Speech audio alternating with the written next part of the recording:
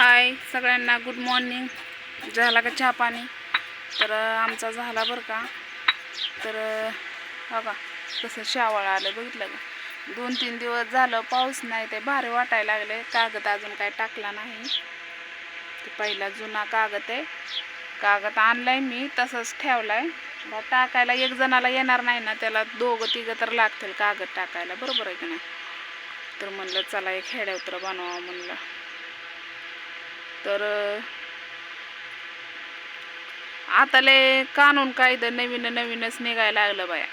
मग काय तर गॅस भरायला सुद्धा ते हे करावं लागतंय. काय बरं म्हणतात त्याला, बुकिंग. दवाखान्यात जायचं म्हणलं तरी ते हे काय ते हे करावं लागते, परवानगी घ्यावं लागते. अपॉइंटमेंट का काय म्हणते ती घ्यावं लागते. म्हणजे प्रत्येकाला पदवी आली. मग मी म्हणते आड्याण्या माणसांचं कसलं अवघड आहे. आता आमच्यासारख्या शिकणाऱ्या तर भरपूर जण म्हातारी माणसं ही आहे, ती त्यांना गॅसही मिळालेला आहे. तर पण भरायचं त्यांनी कसं, बुकिंग कसं करायचं? त्यांच्याकडं मोबाईल नसेल, काय नसेल, कसं बुकिंग करायचं? ते मला एक असं आठवलं की म्हणलं चला याच्यावर एक हेडहाऊस बनवा. तर आमच्या इथं असं काय नाही बरं का. आमच्या इथं जी गाडी येते का नाही गॅसची, खूप छान अशी समजून सांगतात, करून देतात. ते ओळखीचंच असल्यामुळं, म्हणजे आमच्या नाही ओळखीचं, अख्ख्या गावाचं ओळखीचं आहे. त्यामुळं का नाही सोपं जातं, काय वाटत नाही. तर देतं ती बिचारा करून. असं हे सगळं काय काय असतंय ते सगळं हे करून देते ते. तर आपल्या झाडाची फुलं बघा कसली भारी उमजली. ती ऊनलय पडले कडक झार म्हणून सावलीला बसली. पत्र्याची सावली पडते ना. आपलं हे यारांड सगळं काढून फेकून दिलंय. काय ते शेवगा हे सगळं काढलंय.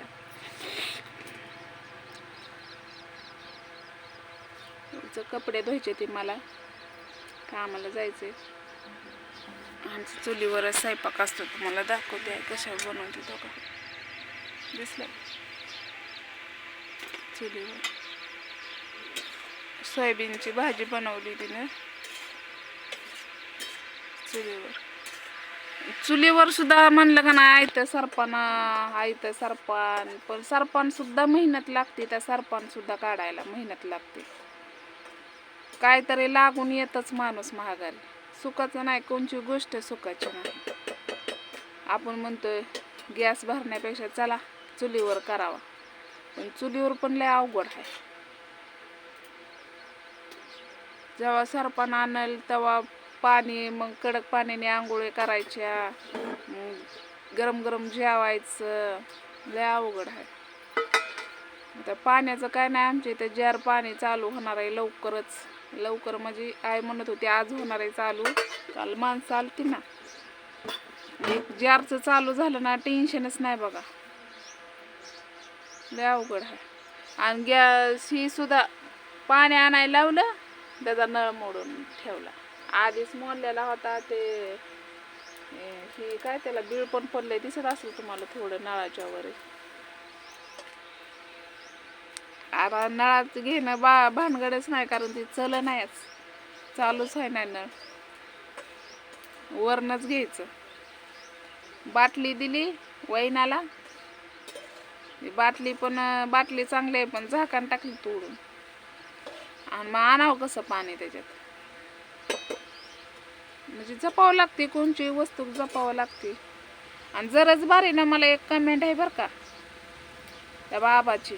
कोण आहे, कुठला आहे, कोणच ठाऊ, पोपट थोड्या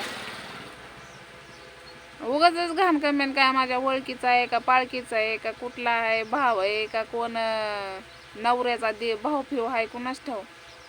जळतो माझ्यावर, सारखाच जळतो. त्याची जरच बारीने कमेंट आहे, त्याला आता धमकी देऊन पोकळ झालाय ते बहुतेक. त्याला डायरेक्ट वॉरंट पण द्यायचं आता सोडूनच देते. डायरेक्ट तुला हेच करून टाकते. आता सांगून आणि बोलून काय तुझ्यावर परिणामच होईना. बहुतेक तुझ्या आईनं तुझ्यावर संस्कारच चांगले केले नाहीत.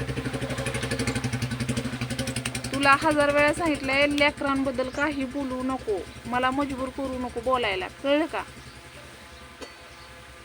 नासक्या भाड्या. तुला लाज वाटते का रे?